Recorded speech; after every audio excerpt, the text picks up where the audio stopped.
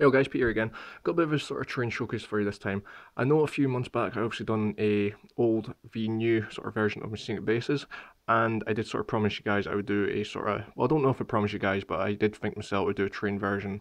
So basically, like you can see on the left here, I have some of my very first train pieces. These are basically from about 5 odd years ago, and basically they're built out of polystyrene, bits of wood, like card, and that's really it basically. I will showcase them in just a second. Then obviously on the right side, you've always got obviously got the Frostgrave set, the Park set, and the Fountain, which are all like basically my newest pieces. And I don't know how well you guys are seeing this. Obviously, I've got the wide angle lens on the clip-on lens, so just to sort of try and show everything, you can sort of see the kind of difference in that. There is a major difference from my first very rubbish effects and attempts at buildings to now so much style, so much detailing, like painted actually properly, and just so much effort put into them compared to these, which are just. I'll get down to them in a minute. Honestly, I know you guys can hear me laughing in the background. It's just you don't once I do understand once I explain to you guys how I built these and stuff, you are going to be sort of sitting there like, why did you build them that way as well?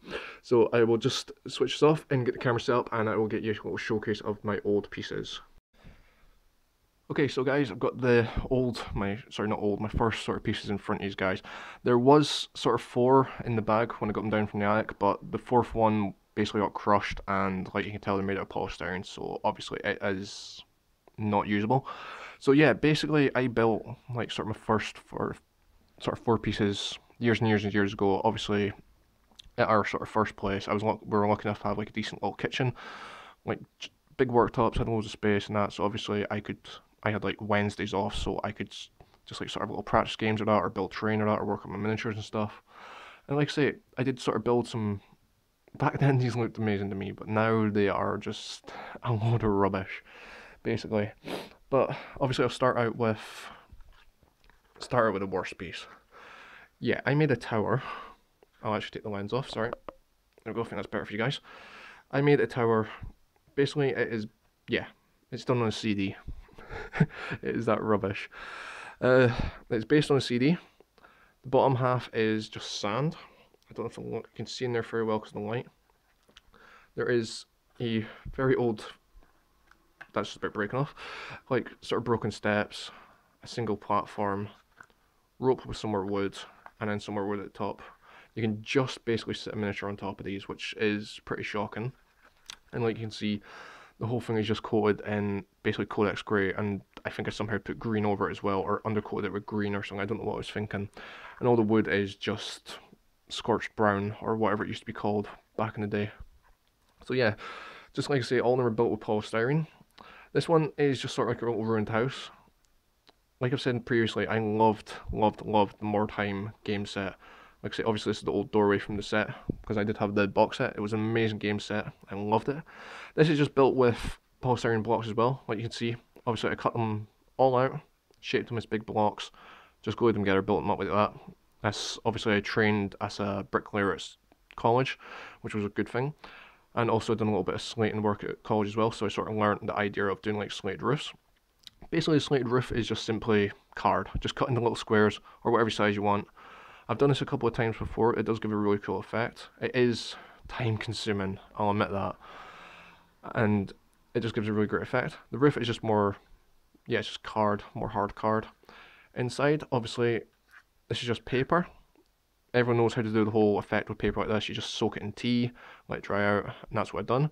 I just added some card, like sort of wood beams over it. Obviously, I never got around to painting these ones up, and it just gave that awesome little effect of a ruined house. Obviously, I had a spare bit of scrap wood sitting around, and same again, it's just sand on the base, like a bit of a wash over and that.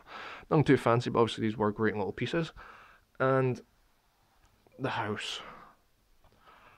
This, I'm gonna try and, there we go, maybe get that a bit better for you. So yeah, same thing with the house, obviously brick built up. This one was a bit more detailed, as the fact I done a window in the middle of it.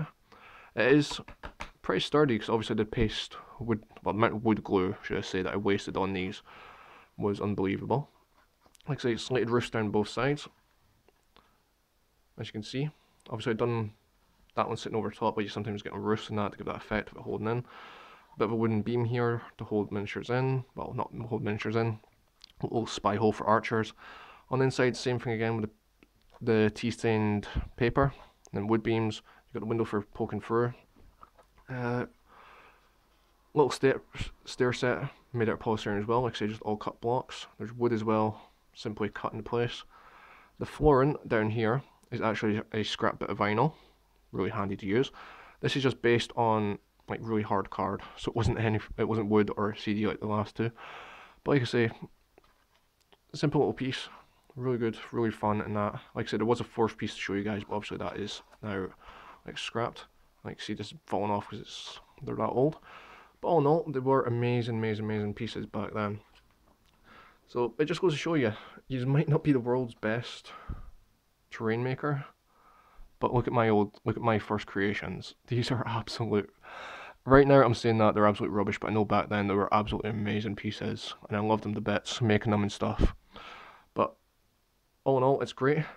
Okay guys, I'll get the camera switched off, and I'll get everything back in front of you guys to obviously give a proper comparison of what everything looks like from now. Okay guys, I'm just going to use obviously the Frostgrave hut and the curved fountain just to obviously give you guys a sort of idea of how much difference it has changed. And the light is not playing fair. I might try and zoom out for you, that might be a bit better.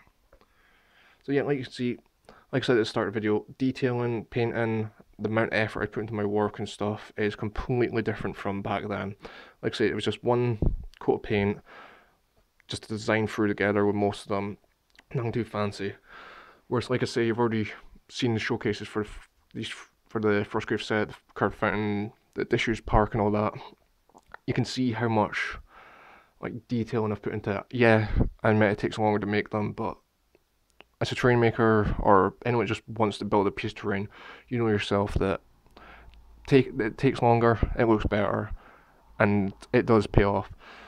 But like I said just a few minutes ago, obviously you can be the world's worst terrain maker, but you can still make something that is decent enough to game with. Like I say, you can make a terrain piece out of polystyrene, wood, cardboard, whatever you want. As long as you've got a piece of terrain or you made it, then I say you should be happy with it.